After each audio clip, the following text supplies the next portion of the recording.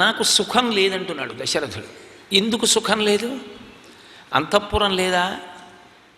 చక్కగా నాట్యం చేసే నర్తకీమణులు లేరా? వాద్య పరికరాలు మ్రోగించగలిగినటువంటి సంగీత విద్వాంసులు లేరా?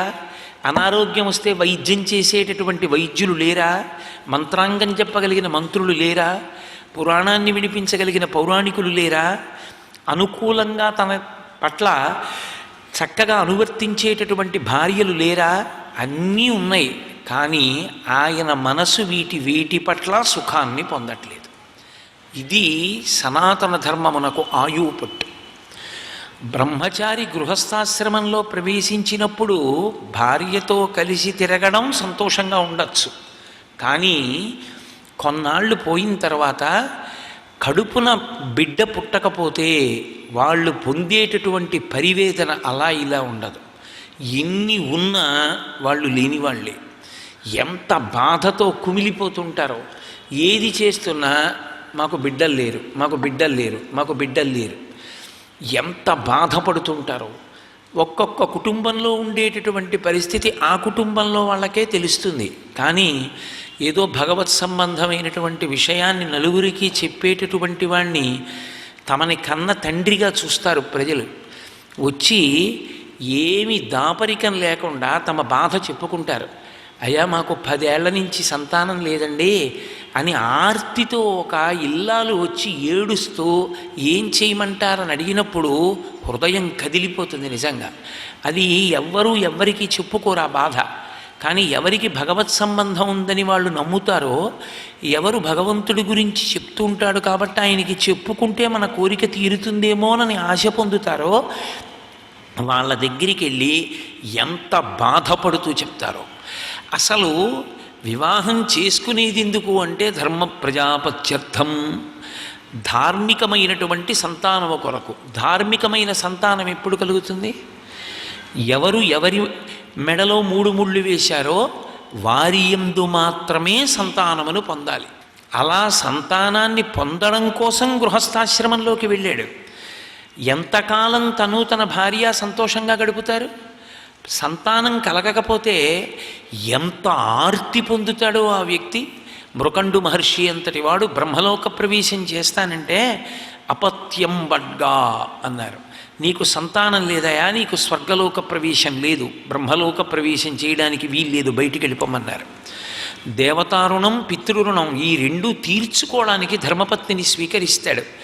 ధార్మికమైన సంతానాన్ని పొంది ఆమె తల్లి అయి ఆయన తండ్రి అయి సంతోషంతో గడపాలి.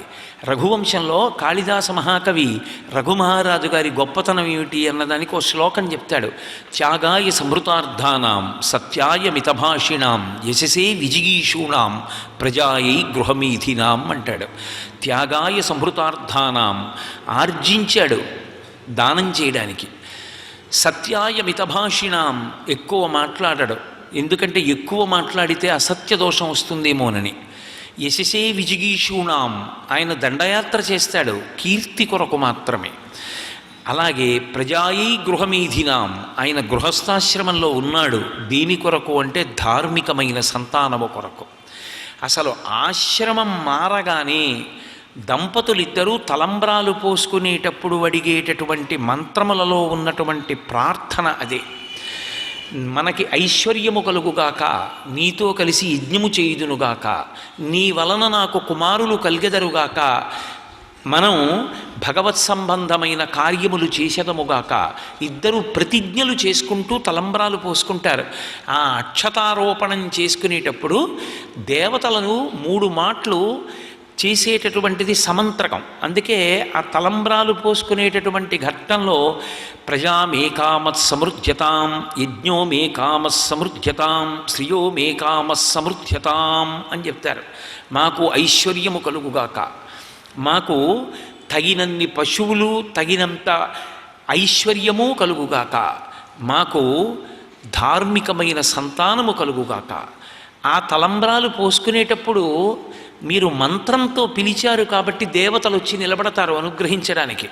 నువ్వు ఏ మంత్రంతో తలంబ్రాలు పోసుకుంటున్నావో, ఏ సిద్ధి కొరకు పోసుకుంటున్నావో ఆ సమయంలో నువ్వు జాగ్రత్తగా భక్తిభావనతో పరమేశ్వరుని యందు పూనికతో కూర్చుని ఉండగలిగితే సమస్తమైనటువంటి సంపత్తి దేవతల యొక్క అనుగ్రహము చేత కలుగుతుంది. వాళ్ళు వచ్చినప్పుడు అవమానించడం ఎందుకు, తర్వాత గుండెలు బాదుకుని తిరగడం ఎందుకు? కాబట్టి మహానుభావుడైనటువంటి దశరథుడు వ్యధ చెందాడు అంటే అందులో ఎంత ఆర్తి ఉందో చూడండి. ఎవరికి చెప్పుకుంటాడు? ఏమే సంతానం లేదు, పెద్దవాడిని అయిపోయాను, 60,000 సంవత్సరములు వచ్చేసాయి. ఒకానొకప్పుడు మంత్రులతో చెప్పుకున్నాడు, ఈ తెల్లగొడుగు కిందే నా శరీరం జర్జరీభూతం అయింది, నాకు తెలియలేదు ఈ తెల్లగొడుగు వైభవంలో అన్నాడు. సింహాసనం మీద కూర్చుని పరిపాలిస్తుండగా నా శరీరం ముడతలు పడిపోయిందన్నాడు. మమ లాలప్యమానస్య పుత్రార్థం నాస్తి వై సుఖం అన్నాడు. నాకు మమ లాలప్యమానస్య, నాకు అసలు మనస్సు ఎప్పుడూ స్వస్థతతో ఉండదు, నాకు సంతోషం లేదు. ఒక్కటే కారణం, పుత్రార్థం నాస్తి వై సుఖం. ఆ సంతానము కలగనప్పుడు మిగిలినవి ఎన్ని సుఖములున్నా ఆ సుఖములు కావు. ఆశ్రమమునకు ధన్యత లేదు. సర్వం శ్రీ ఉమామహేశ్వర పరబ్రహ్మార్పణమస్తు. స్వస్తి.